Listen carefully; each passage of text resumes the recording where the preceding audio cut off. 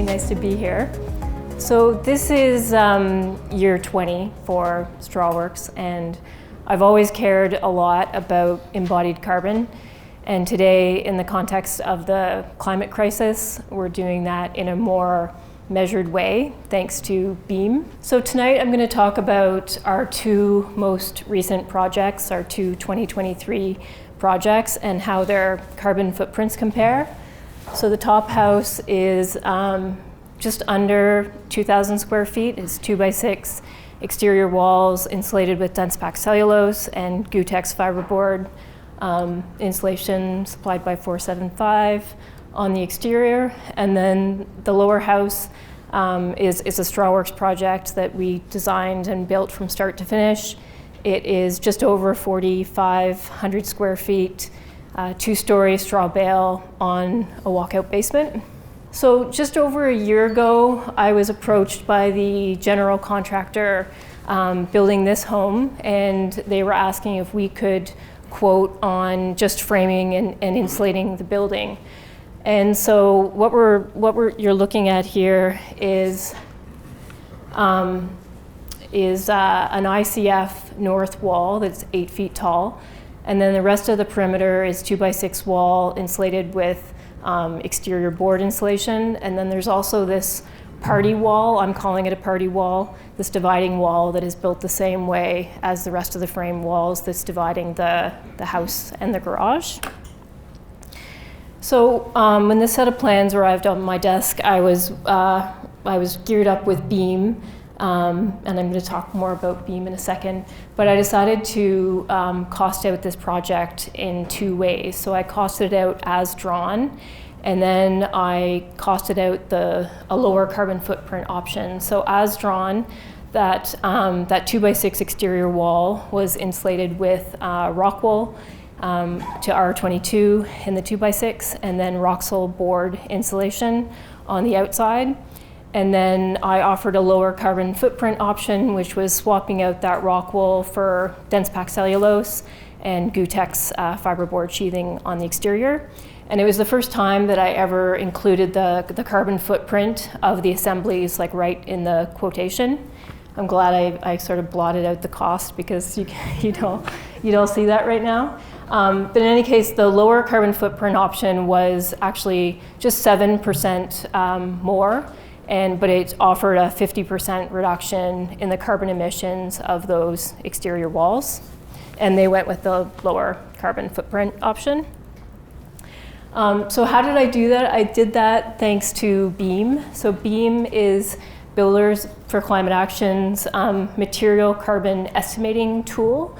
So big shout out to the people behind this work, Jen Fagan and Chris Magwood of Builders for Climate Action.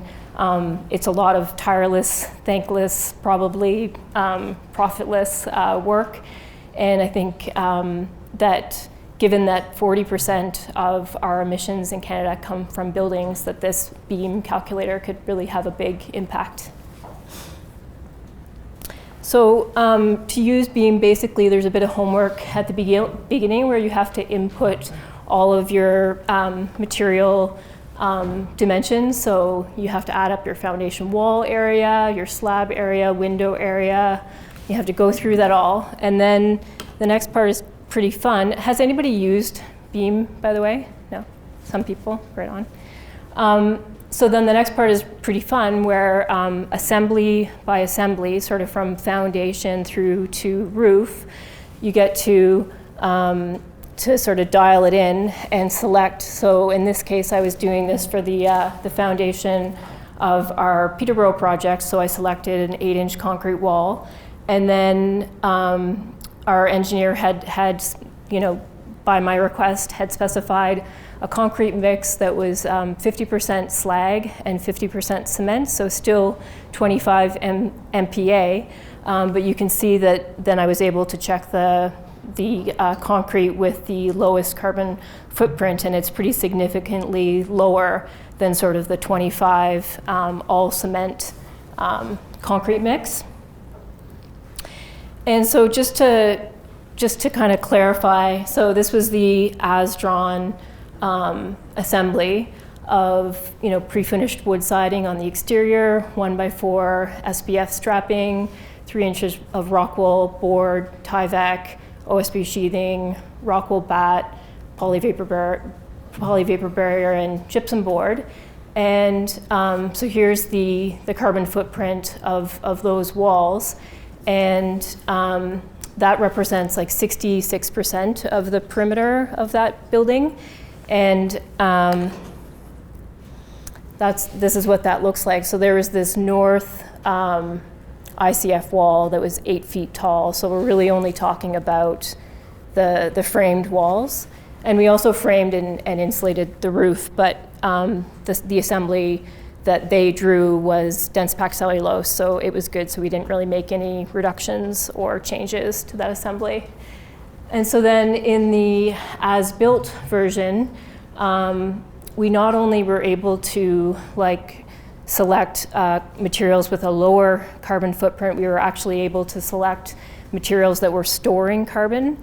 And because they were storing carbon, that represented a large offset, and that's where we were able to get that 50% reduction from the as drawn to the as-built version. So, so what's a high material with high carbon emissions? Well, cement comes to mind. Cement is responsible for 8% of our global carbon emissions, and that's because it starts out as limestone and then it's burned in a kiln with natural gas, so there's fuel emissions, and then it's burned to something like 2,000 degrees, and at that very hot temperature the rock sort of breaks down and releases more carbon, so there's this double whammy, which is why it has such a high carbon footprint.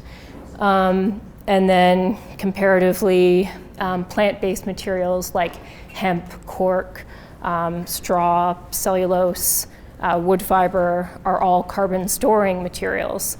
So what that means is straw, for example, when it was a plant growing in the field, like when it was wheat, it was absorbing carbon as it grew from the atmosphere through photosynthesis.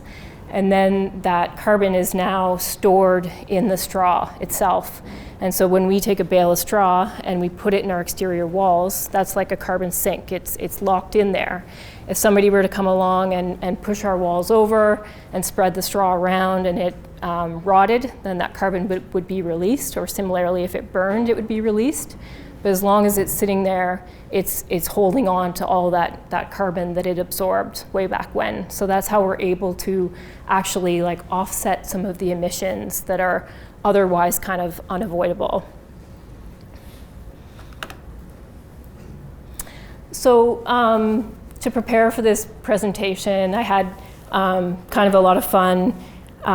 Once I had done the as-drawn and the as-built version, then it was easy to go back into Beam and make some more comparisons to sort of show where the as-drawn and the as-built fall compared to other exterior wall insulations.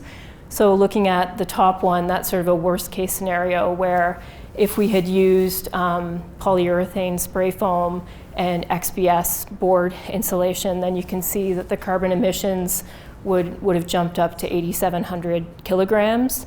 And then rammed earth falls after that. And then the as-built with rock wool and the as-drawn with rock wool, and then the as-built with cellulose, then hempcrete, and then straw bale. So what this slide shows is that really to make reductions, you have to have carbon storing materials in there. So for example, rammed earth doesn't really make any big gains because there's no carbon storing materials in that assembly.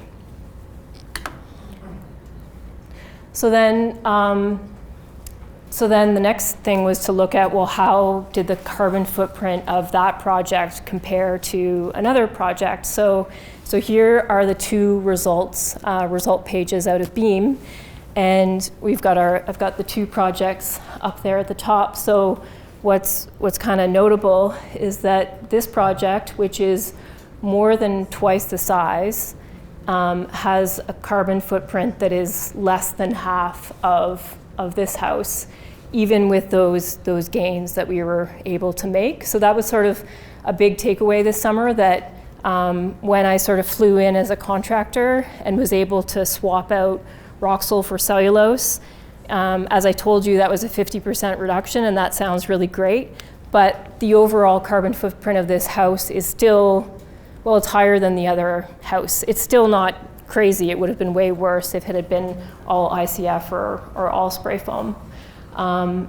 So what's kind of notable here is that this list here is of the highest, the 10 highest emitting materials, and actually our Veta windows have the highest score. So, and that's just a necessary. Some of these things, there's not much you can do about, and of course there's a bit of a trade-off with going with super insulated, triple pane, excellent windows. There's a lot of manufacturing that goes into them, and they come from Poland. So that's part of why that is true.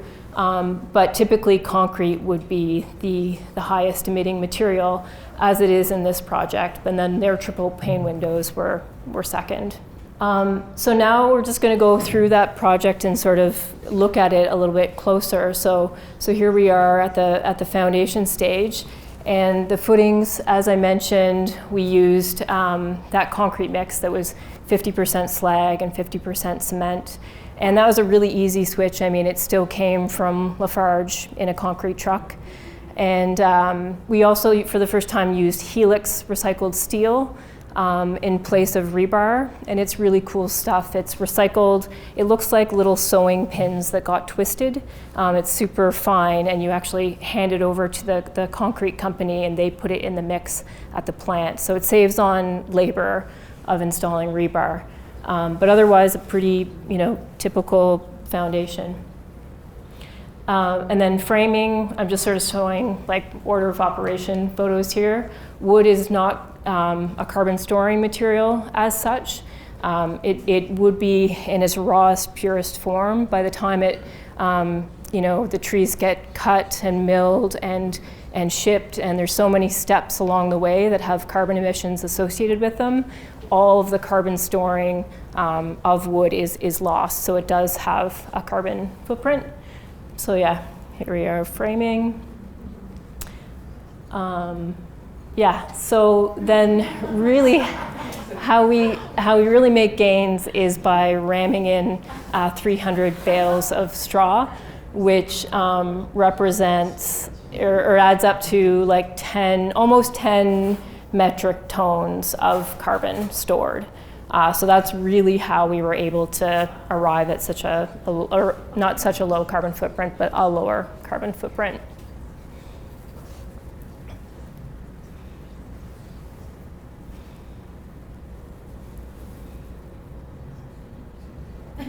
Now we're done.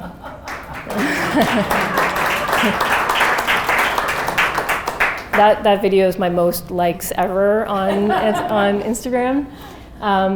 So then just showing a little bit of process here. So we typically frame a double stud wall with studs on 3-foot centers, and then the bales are stacked on their side in between the studs. On occasion, we'll also keep the framing within part 9 and frame a double wall on 20.5-inch centers and stand the bale up. So that's what you're looking there. It just so happened the cavity worked out, but we have framed whole houses that way. And then we use a car jack to compress the bales in the cavity, and then we use a whippersnipper to clean them up. And that's what break time looks like.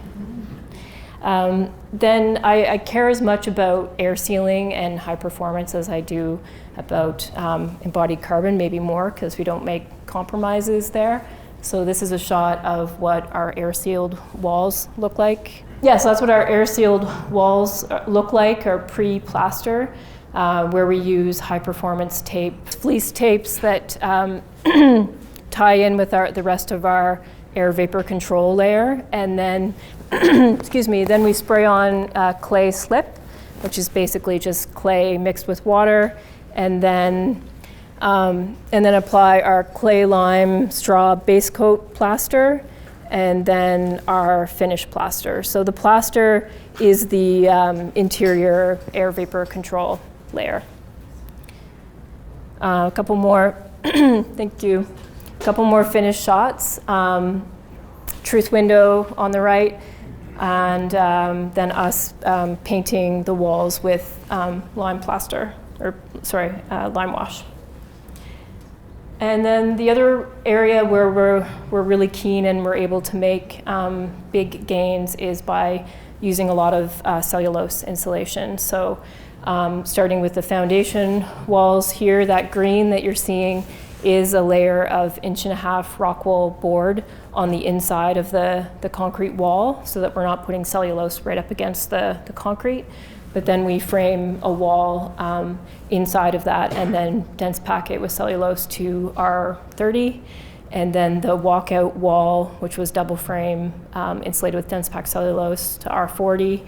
Some interior walls were filled with dense pack cellulose. The attic up top was R80 with loose filled cellulose, and then that cathedral ceiling was R40 to R50 with dense pack. We also insulate in and around our bale walls in any sort of awkward areas like over headers and corners with dense pack cellulose. So it's also doing a lot of carbon storing. Oh, and also the floors. The framed floor between the basement and the main floor is insulated with dense pack cellulose for soundproofing and fireproofing. Straworks is a foam-free company, and we haven't used one lick of spray foam, XPS, any of it in about 10 years now. So for subslab insulation, we're using Glavel, which is recycled glass, and then we also typically, we don't go with a concrete slab on the interior. We do what's called a slabless slab. So on top of the Glavel insulation, we'll apply a thin layer of limestone screenings and compact that. And then just actually sod staple our radiant to that layer. And then we go over top with another 5 inches of limestone screening. So that's really the slab. And then we lay an earthen floor on top of that. So by not having a concrete slab, that's one of the other ways that we were able to get our carbon footprint down. So similarly, on the main floor and the second floor, we're overpouring here with limestone screenings and then earthen floor on top of that.